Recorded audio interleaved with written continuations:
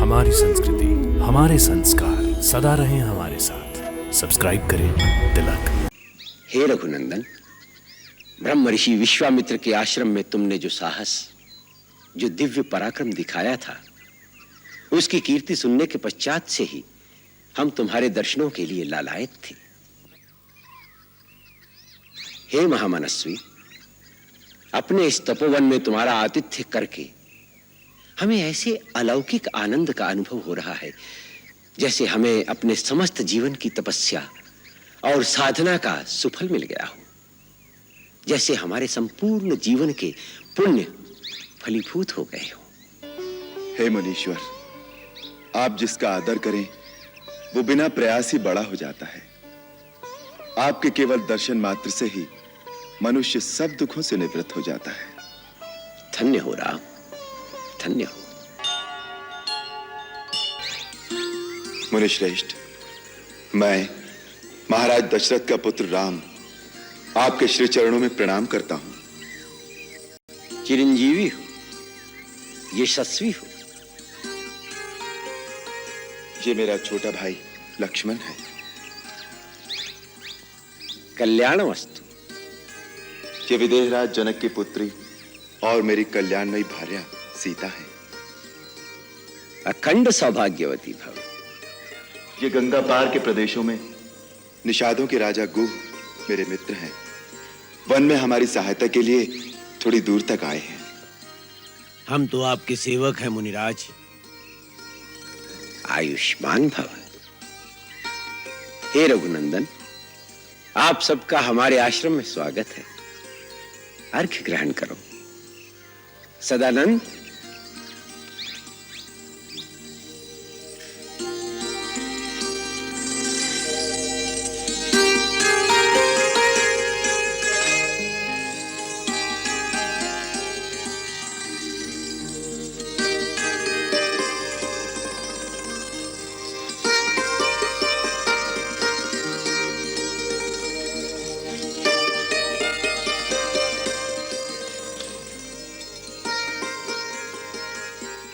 पधारो। हे राम, आसन ग्रहण करो।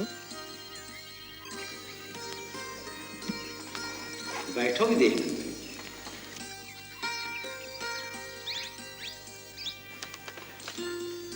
ये क्या निषाद राज, श्री राम के मित्र हो तो उनके बराबर का आसन ग्रहण करो। नहीं नहीं मुनिवर, हम तो नीच जात के हैं, बहुत छोटे आदमी हैं। अपने आप को छोटा समझना ही तुम्हारा बड़प्पन है। रही नीच होने की बात, तो श्री राम ने नीच तो किसी को रहने ही नहीं दिया। राम के मित्र होकर अपने आप को नीच कैसे कहते हो तुम? जो प्रभु का प्रिय हो, जो हरि का जन कहलाए, उसकी जात सबसे ऊंची है। आसन ग्रहण करो निषाद। धन्यवाद। हे रघुनंदन, ब्रह्म ऋषि विश्वामित्र के आश्रम में तुमने जो साहस, जो दिव्य पराक्रम दिखाया था, उसकी कीर्ति सुनने के पश्चात से ही हम तुम्हारे दर्शनों के लिए लालायत थे। हे महामनस्वी, अपने इस तपोवन में तुम्हारा आतिथ्य करके हमें ऐसे अलौकिक आनंद का अनुभव हो रहा है जैसे हमें अपने समस्त जीवन की तपस्या और साधना का सुफल मिल गया हो, जैसे हमारे संपूर्ण जीवन के पुण्य फलीभूत हो गए हो।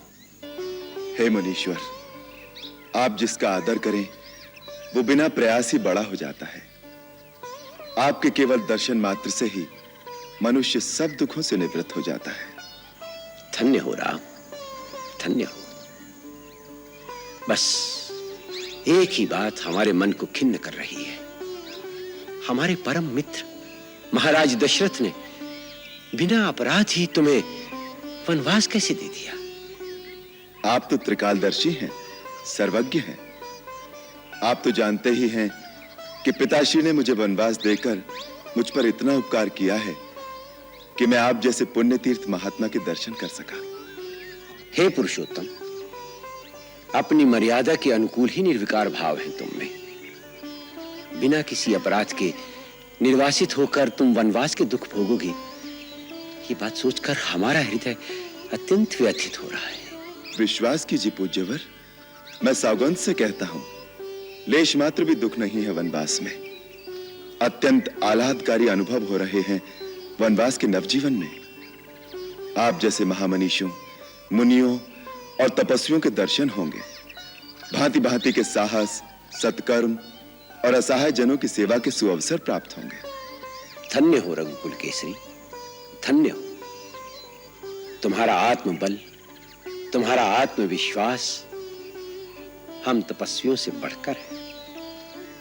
पितृ आज्ञा पालन करने का तुम्हारा आदर्श आर्य संतान के लिए अनंत काल तक एक ज्वलंत दीप स्तंभ बना रहेगा। वत्स, गंगा और यमुना के संगम पर बसा ये स्थान बड़ा ही पुनीत और बड़ा ही सुरम्य है। हमारा आग्रह है कि अब तुम देवी सीता और अपने अनुज लक्ष्मण के साथ इसी आश्रम में शांतिपूर्वक निवास करो। क्षमा मुनिवर, यहां निवास करना अनुकूल नहीं होगा।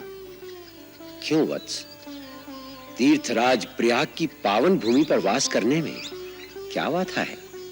हमारे राज्य की सीमा यहां से समीप ही है। पता लगते ही अयोध्या वासियों का तांता लग जाएगा। आपके आश्रम की शांति भी भंग होगी और हमारा उद्देश्य भी पूरा नहीं होगा। अतः एकांत स्थल में कोई स्थान बताने की कृपा करें।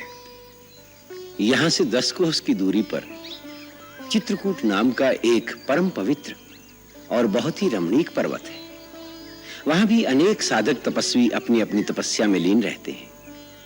वो स्थान तुम्हारे लिए उपयुक्त रहेगा। चित्रकूट किस मार्ग से होकर जाना होगा मुनिवर? राम, तुम जिस मार्ग से भी जाओगे वही मार्ग सुगम हो जाएगा। उसके लिए तुम्हें यमुना को पार करना होगा।